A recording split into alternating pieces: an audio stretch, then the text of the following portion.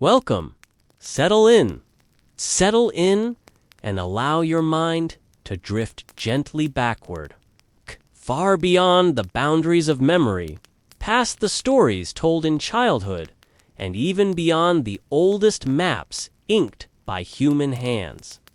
Tonight, we're traveling to ancient Rome, not the marble-clad villas of emperors or the thunderous applause of the Colosseum, but to the quieter, harsher places hidden in the shadows of greatness. The kitchens, the fields, the latrines. We going to explore the empire through the eyes of those whose names were never carved in stone. The millions who lived and died as slaves. This was a life of strict rhythms, of toil without pause, and of silence. And yet, within this silence, there are stories of endurance, of strange rituals, of rebellion, contrast between unimaginable wealth and utter dispossession. As we explore what it was really like to be a Roman slave, then follow the sparks of rebellion, descend into secret cults, and finally glimpse the life of the Roman elite. We invite you to let the rhythm of history lull you. Let it unfold slowly and gently in rich, patient detail. Let's begin at ground level, not in a palace, not in a temple, but in the dust, with bare feet, with calloused hands, with the daily life of a Roman slave. Imagine, you are not a citizen, not even a person by the standards of your world. You are property, something to be bought, sold, traded, or punished. The sun rises, not to signal a choice, but simply the beginning of another day you did not ask for. If you are one of the many agricultural slaves on a Roman latifundium, a sprawling country estate, your day begins before the sky has turned pale. The mornings are still and cold, the soil damp and clinging to your feet. A slave manager, sometimes a freedman, other times a brutal overseer, assigns the day's labor without eye contact. There is no pause for breakfast. Perhaps a small piece of bread was left near your cot, if you are lucky enough to sleep indoors. Many sleep on straw or on packed earth beside animals, in corners of barns. The air, even at dawn, is thick, with the smell of oil, sweat, wet wool, and dung. If your labor lies in the field, you will work under a Mediterranean sun that burns relentlessly by midday. There are no tools designed for comfort. Your back aches, your hands crack, but there are no breaks. Slaves caught resting are whipped or punished in ways that make memory ache long after the pain is gone. If you are a domestic slave in a Roman household, your world is slightly different. You may polish bronze vessels, clean floors with vinegar and a rag, or fetch water from communal fountains. You might be tasked with undressing your master or applying oils to their skin. You may serve at table silently, eyes lowered, forbidden from eating until dismissed. And if you serve as a pedagogus, an educated Greek slave assigned to tutor children, your tongue must remain careful and respectful even as children mock you. You are expected to instruct the next generation of the empire's rulers, while having no rights of your own. Even the hope of freedom, manumission, is not guaranteed. Some slaves are promised release after years of service. Others die waiting. Freedom when it does come, does not erase the years, nor does it place you on equal footing with those born free. A freedman is always a freedman, always marked by the chains he once wore. Punishments are harsh and public. There are no trials. Slave who displeases a master may be branded, collared, or sent to the mines, which many considered a death sentence in slow motion. You are surrounded, always, by other slaves, and yet you are alone. There is little solidarity. Trust is dangerous. Your world is controlled, spoken for, assigned to you in fragments. When to eat, when to sleep, when to speak, when to be silent. And yet, in the quiet moments, folding linen, gathering olives, mending a sandal, life continues. Some sing softly. Others share stories under the stars.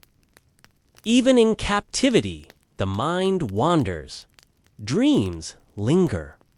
The city itself, Rome, hums with this silent class. It is said that 1 in 3 people were slaves. They stoked the fires, opened the gates, whispered the secrets of senators and soldiers. They were everywhere, and yet invisible, now gently. Let us follow one who would not remain invisible. Let us follow the path of Spartacus. And now, rest. Let the noise of the day fade gently behind you. Take a deep breath and come with me on a quiet journey into the past, to a time where the roads were stone, the orders were Latin, and a person's life was measured not in choices, but in chains. Imagine yourself in the heart of imperial Rome, not the Rome of emperors and triumphs, but the Rome of those rarely remembered. The ones who carried the stones, scrubbed the floors, and slept on the cold mosaic tile. Tonight, we explore what it was really like to be a Roman slave, and the silent lives that propped up an empire. You are a slave. You do not own your name unless your master gives you one. You have no right to rest or to refuse. Your day begins with the first light, not in a warm bed, but in the stable, the kitchen, or the tannery. The air smells of wet clay, sour wine, and burning olive oil. But breakfast is not for you, not yet. You walk barefoot on cold stone floors. Tasks await you: hauling, sweeping, baking, lifting, mending. Hours pass, slowly, without break. If you speak out of turn, you may be struck. If you slow your pace, you may be sold. Try to escape. You might be branded, or worse, you are not a citizen. You are property. Even a house slave, the so-called lucky ones, must perform smiles like theater masks. A bowed head, a soft voice, a perfectly timed gesture, all in hopes of avoiding their master's displeasure. But not all endured quietly. In 73 BCE, within a gladiator school in Capua, a man named Spartacus began to rebel. A Thracian prisoner, trained to fight for the amusement of Roman crowds. Spartacus broke free, not only from his chains, but from his fate. Alongside dozens of other enslaved men, he seized kitchen tools and weapons. They escaped into the countryside. Soon, they weren't dozens. They were thousands. The Roman elite scoffed. How could slaves challenge the might of Rome? But Spartacus knew how to lead. His army swelled with field hands, shepherds, and former soldiers. For 2 years, they fought Rome itself, victory after victory, until Rome sent its most ruthless general, Crassus. Spartacus fell in battle. His body was never found. 6,000 of his followers were crucified along the Appian Way, a grim message to any who might dream of freedom again. Yet the dream endured, passed in whispers across centuries. While the poor labored and rebelled, another secret world stirred. Beneath Rome's bustling streets, in quiet underground chambers, a mysterious cult gathered. The cult of Mithras. You descend stone steps lit by flickering torches. The air is cool and heavy with incense. A painted bull is carved on the wall, a symbol of sacrifice and rebirth. Initiates wear hoods. Rituals are whispered. No women are allowed. No outsider is told the full truth. It is a religion of the soldiers and bureaucrats. Men who served the empire, yet longed for something deeper. They reenact the slaying of the cosmic bull. They dine on sacred bread and wine. They move through levels, from raven to lion to father. To this day, we do not know all of what they believed. The cult faded, outpaced by the rise of Christianity. But its temples remain, buried beneath churches and sidewalks, their secrets sealed in shadow. And now, we rise again. This time, not as a slave or rebel, but as a Roman senator. You awaken not to orders, but to comfort.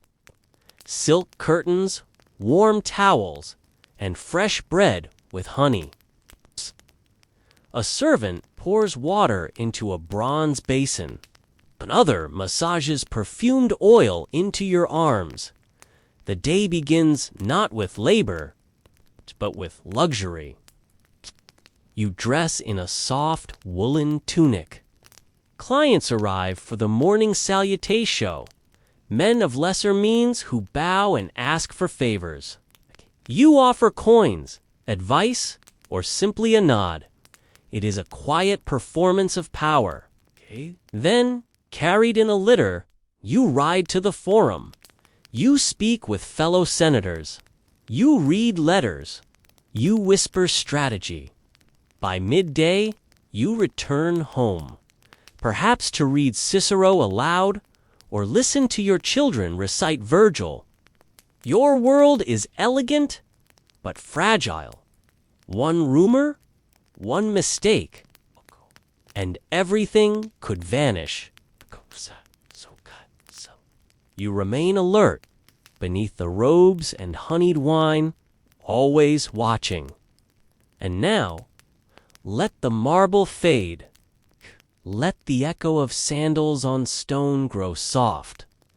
Let the flickering torchlight dim and disappear. You've journeyed far tonight, from slave quarters to battlefields, to secret shrines, to palatial halls. You've seen both hardship and grandeur. The rhythm of Roman life was not one beat, but many, layered, complex, often harsh. But you are not in ancient Rome. You are here, safe, still, wrapped in the calm of now. There is something strangely soothing in the knowledge that history passed without us, that countless lives unfolded in silence, in toil, in devotion, and now rest. The empire rose flourished, and faded, and tonight it sleeps again. You need not remember every detail. Let the dust settle on scrolls and stone. Let your breath slow, and let the past remain behind you, like footprints in soft sand. Sleep well, until the next journey. Now, let the clamor of rebellion fade. Let the light dim and the air grow cooler, as we descend step by step into the shadows of ancient stone. You find yourself walking not through the open streets of Rome, but into a narrow corridor, low-ceilinged, lit only by flickering oil lamps. These are the Mithria, secret underground temples dedicated to a god whose name you may not have heard, but who once commanded the loyalty of Rome's most powerful men, Mithras.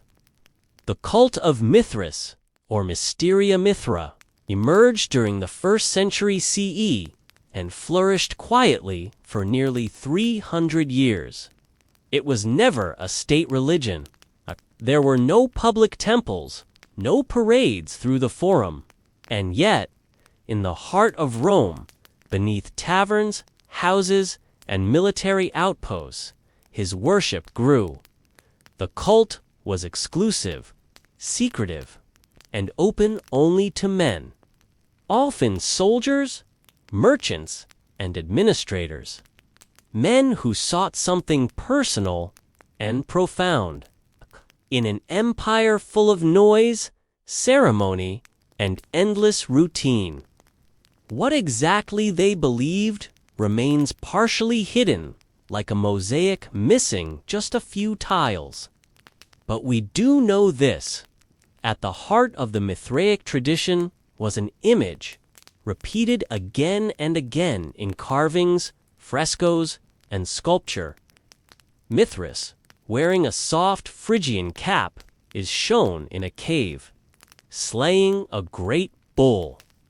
The act is not one of cruelty, but of cosmic necessity. From the bull's blood, grain springs. From its tail, ears of wheat. A dog and snake draw near, as if to feed from the sacrifice. To the initiates, this scene was layered with meaning. A death that brings renewal. A secret only the worthy could understand. Inside a Mithraeum, the walls were often lined with benches. Worshippers would recline, not unlike a Roman banquet. But here, instead of wine and politics, there was ritual, candles, silence, the sharing of oaths. There were 7 grades of initiation, each with its own symbol: raven, nymphus, soldier, lion, Persian, heliodromus, and father. Progression through these stages required secrecy and dedication.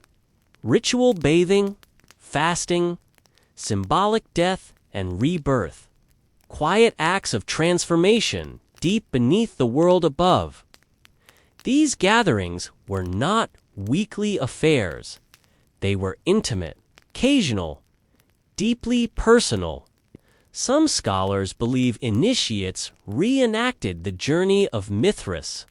Others suggest it symbolized the soul's path through the heavens. Whatever the true meaning, the purpose was clear: to find order in a chaotic empire, to connect to something ancient, private, and enduring. The cult of Mithras coexisted, for a time, with traditional Roman religion, and even early Christianity. But while Christianity spread in public, gaining emperors and laws, Mithraism remained in shadow. When Constantine and later rulers embraced the Christian faith, the Mithria were sealed, buried, forgotten, and yet many still remain in Rome. Beneath churches and apartment buildings, their chambers lie hidden, the silence unbroken. What drew Rome's powerful men into these caves? Was it the promise of meaning, brotherhood, a sense of belonging in a vast, impersonal world? We may never fully know, and perhaps a set is the point. Mithras was a mystery, and some mysteries are meant to remain that way. Now, let us rise from the underground and step quietly into a world far removed from the lives of slaves and soldiers. A world of silken robes, scented oils, marble courtyards, and calculated conversation. Let us spend a morning with a Roman senator. And now, let the torchlight of the Mithraic cave recede behind you. Let sunlight return, filtered softly through silk curtains, as we enter the world of a very different Roman.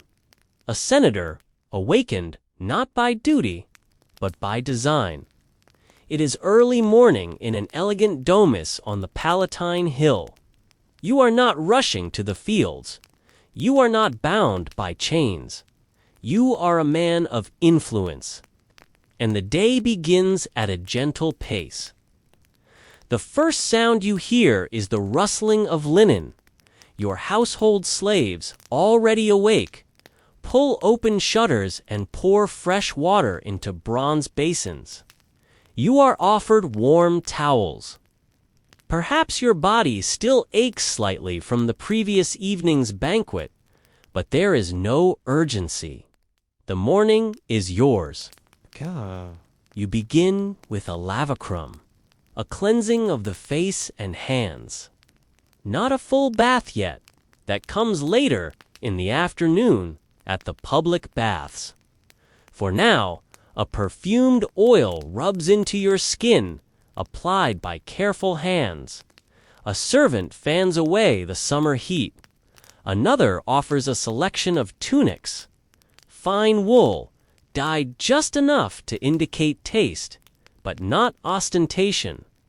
You are, after all, a statesman, not a dandy. Then comes breakfast, yentaculum. It is simple, but curated. Bread dipped in honey, figs fresh from the villa garden, a bit of salted cheese, and a cup of watered wine. Or perhaps a warm pasca with herbs, gentle on the stomach. A scroll is brought to you, correspondence from a colleague, or perhaps a newly arrived Greek philosopher's tract to peruse. Learning is an affectation of the elite, and you keep up appearances. By the third hour, your salutatio begins. The public greeting. Clients gather in your atrium, waiting for your attention. These are men of lesser means who depend on your favor. For jobs, recommendations, small loans. You receive them standing with an air of practiced patience. Each bows offers a short phrase of loyalty or request. In return, you offer your hand, a kind word, or a purse of coins discreetly passed. It is not charity. It is performance, and a kind of power. Afterward, you walk, or are carried in a litter to the forum. The stone underfoot is already warm. You may meet a fellow senator at the basilica, debate minor legislation, or stop by the curia to hear the latest whisper of imperial favor. But your attention drifts. The politics of the day are more performance than policy. The real decisions are made quietly, at dinners, in gardens, behind veils of incense. You return home before midday. There is still time before the baths. Perhaps a slave reads to you. selections from Livy or Cicero, or a child practices their Latin recitation under your watchful gaze. As you recline in the triclinium for your next meal, you feel no fear of lash or labor. The empire, to you, is not toil. It is tapestry. You are not the thread, but the weaver. Yet, even in this life of marble and oil, comfort is precarious. A whisper of scandal, a failed alliance, an unfavorable verdict, and your name could be struck from the record, your statue toppled, your fortune claimed by the state. So you play the game, always. The rhythms of the day lull you, not into sleep, but into a kind of practiced wakefulness. Even in leisure, a Roman senator must be alert. And now, as the final embers of the Roman day fade, let yourself drift, not through time, but gently back to your own quiet space.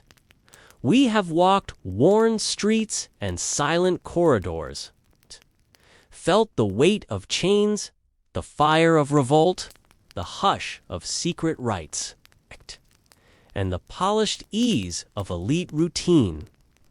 The Roman Empire, for all its marble and might, was built not only by emperors and senators, but by the countless invisible hands that labored in shadow, by slaves who endured, by rebels who rose, by initiates who worshipped in silence, and by elites who polished the surface, all the while watching one another carefully from behind half-lidded eyes.